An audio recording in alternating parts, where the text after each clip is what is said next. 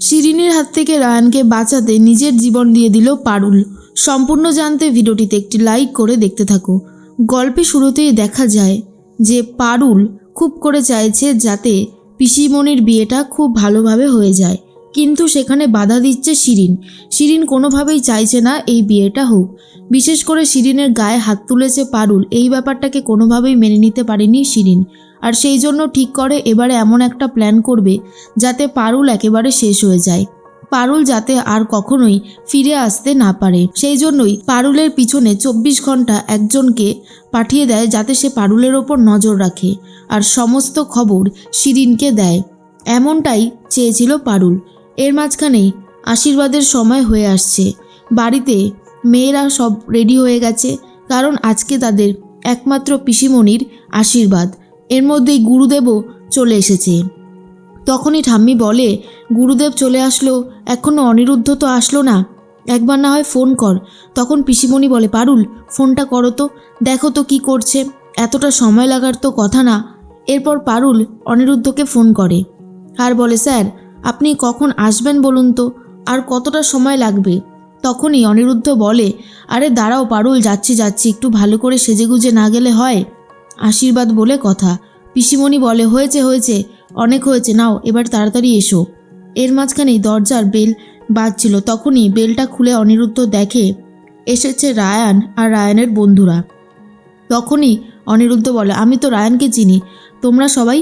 তখন সবাই বলে, আরে আমরা হলাম রায়ানের বন্ধু, আমরা আপনাকে নিয়ে যেতে এসেছি পিসেমশাই। এই বলেই রীতিমতো তুলতে যায়। আর ঠিক তখনই ক্লোরোফর্ম দিয়ে অজ্ঞান করে অনিরুদ্ধকে নিয়ে চলে যাচ্ছে। এদিকে সময় হয়ে যাচ্ছে, এখনও পর্যন্ত অনিরুদ্ধ আসলো না। এটা নিয়ে বাড়ির সবাই খুবই চিন্তা করতে থাকে আর বলে, অনিরুদ্ধ তো এতটা দায়িত্ব জ্ঞান মানুষ নয়, কি যে হলো বুঝতে পারছি না, কি হয়েছে, এতক্ষণ হয়ে গেল ফোনটাও ধরছে না। সবাই মিলে চিন্তা করতে থাকে আর বলে, ছেলেটার কি সত্যি কোনো দায়িত্ব জ্ঞান নেই, এরকম কেন করছে? এরপর পারুল ফোন করে কিন্তু ফোনও ধরে না। তার মধ্যেই মল্লারকে পাঠায়। মল্লার গিয়ে দেখে দরজা খোলা আর ঘরে কেউ নেই। তখনই পারুল বলে, তোমরা একটা জিনিস খেয়াল করে দেখেছো? রায়ানও কিন্তু নেই। আমার মনে হচ্ছে আজকে কোনো একটা গন্ডগোল করেই ছাড়বে এই রায়ানটা। আমি ওকে কোনোভাবেই ছাড়বো না, কিছুতেই না। আমার কিন্তু সত্যি খুব রাগ হচ্ছে।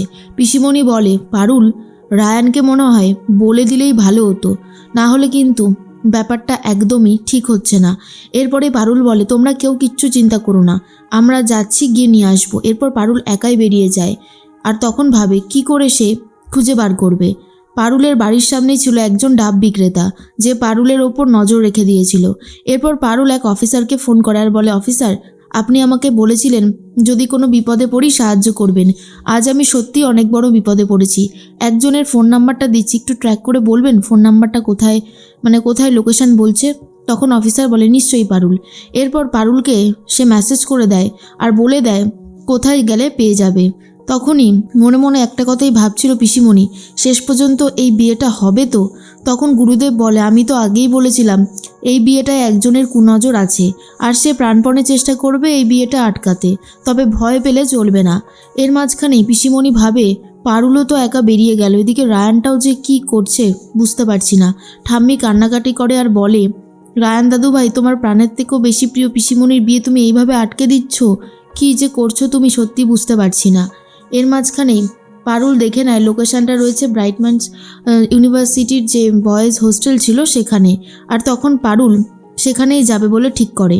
আর এর মাঝখানেই সবটা জেনে নিয়ে পারুল ফোন করে দেয় মল্লারকে আর বলে, মল্লার ভাই, রায়ান আমাদের স্যারকে ওই বয়েজ যে হোস্টেলটা ছিল ব্রাইটম্যানস ইউনিভার্সিটির সেখানেই রেখেছে, আমি ওখানে যাচ্ছি। এই বলেই বেরিয়ে যায়। তখন সেই ডাব বিক্রেতা ফোন করে শিরিনকে আর বলে, ম্যাডাম খবর পেয়ে গেছি, পাক্কা খবর আছে। তখন বলে দেয় খবরটা আর শিরিন বলে, ব্যাস এবারে আজ পারুলের শেষ দিন। পারুলকে এমন উচিত শিক্ষা দেব, সারা জীবনেও ও ভাবতে পারছে না ওর জন্য কি অপেক্ষা করছে। বারবার ও আমাকে বিপদে ফেলার চেষ্টা করেছে, মেরেছে পর্যন্ত। আগে হলে আমি রায়ানের মুখের দিকে তাকিয়ে কিছু করিনি, কিন্তু এবারে আর ছাড়বো না। এদিকে অনিরুদ্ধকে নিয়ে গিয়ে হোস্টেলের মধ্যে আটকে রেখেছে। অনিরুদ্ধ বলে, কি করছো রায়ান? এরপর অনিরুদ্ধর মুখের মধ্যে রুমাল গুজে দেয় যাতে অনিরুদ্ধ চেঁচাতে না পারে। ঠিক সেই মুহূর্তে রায়ান বলে, পারুলকে বিয়ে করার খুব শখ, তাই না? এই বুড়ো বয়সে কচি মেয়ে দেখলেই লোভ লাগে। এমন দেবো না আচ্ছা মতন, এখানেই বন্দি হয়ে থাকুন। আর এরপর 2টো বাজলেই আশীর্বাদের ভালো সময় চলে যাবে, তারপর আমি আপনাকে ছেড়েই দেবো, বুঝতে পারলেন? কিন্তু পারুলকে কিছুতেই আপনায় বিয়ে করতে দেব না। এরপরে পারুল যাচ্ছে আর বলছে, আমি জানতাম রে তুই এই কাজটা করবি, কিন্তু তোর যে এই পর্যন্ত সেটা বুঝে উঠতে পারিনি। এদিকে শিরিন কিছু গুন্ডাদেরকে নিয়ে আসে আর ব্রাইটমান্স ইউনিভার্সিটির গেটেই একটা টাইম বম্ব লাগিয়ে দেয়, যাতে পারুল আসলেই বোমটা ব্লাস্ট করে আর পারুল একেবারে চিরদিনের মতন শেষ হয়ে যায়। এমনটাই ভেবে রেখেছে শিরিন। এদিকে মুখ খুলে দিয়েছে অনিরুদ্ধ সবে বলতে গিয়েছিল, রায়ান তুমি ভুল করছো, আমি তোমার পিসিমণিকে। তারপরে আবার রুমালটা মুখে গুজে দেয়, যাতে অনিরুদ্ধ আর কোনো কথাই বলতে না পারে। ঠিক সেই মুহূর্তেই পারুল ভাবে, আমাকে যত তাড়াতাড়ি হয় যেতে হবে, কারণ সময় চলে যাচ্ছে, আর সময় চলে গেলে আমি কিছুতেই সময়ের মধ্যে আমাদের পিসমশাইকে হাজির করতে পারবো না। এদিকে টাইম বমটা লাগানো হয়ে গেছে। তখনই শিরিন বলে, পারুল আজই তোর শেষ দিন, আজকে আর তোকে কেউ বাঁচাতে পারবে না। এর মধ্যে গুরুদেব বলে, অনেকটা সময় তো হয়ে গেল, এখনো পর্যন্ত তো কেউ এলো না। তখন রুক্মিণী বলে, আসবে, পারুল যখন কথা দিয়েছে ও ঠিকই আসবে।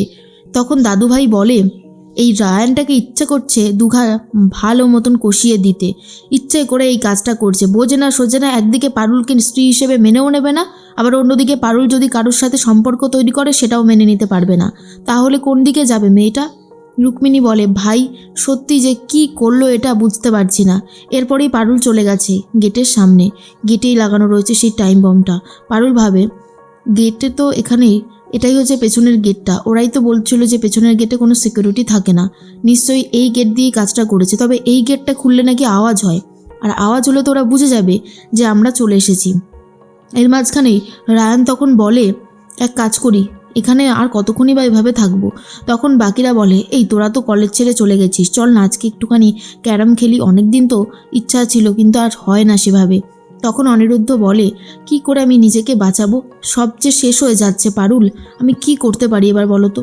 এর মধ্যেই পারুল চলে এসেছে, আর পারুল ভাবে যে এবারে যেতেই হবে, কিন্তু দেখে টাইম বম লাগানো রয়েছে, আর সেটা দেখার পর পারুল ভয় পেয়ে যায়, কি করবে বুঝতে পারে না। এর মধ্যেই রায়ান চলে এসেছে। রায়ান তখন বলে, তুই এটা ফেলে দে পারুল। পারুল বলে, না এটা ফেলা যাবে না, তোরা এখান থেকে চলে যা এখান থেকে, সময় নষ্ট করিস না রায়ান। কিন্তু রায়ান তখন বলে, মরতে হলে একসাথেই মরবো, আমি তোকে এভাবে একা ছাড়তে পারবো না। কিন্তু পারুল একটা কথা বারবার করেই বলে যে কোনোভাবেই সে আর কাউকে নিয়ে মরবে না, সে একা একাই সবাইকে বাঁচিয়ে যাবে, কিন্তু সে নিজে শেষ হয়ে যাবে। এরপর দেখা যায় বমটা ব্লাস্ট করছে, আর সবাই রীতিমতো দেখে চমকে যায়, কারণ সেখানে পারুলকে আর কোনোভাবেই খুঁজে পাওয়া যায় না।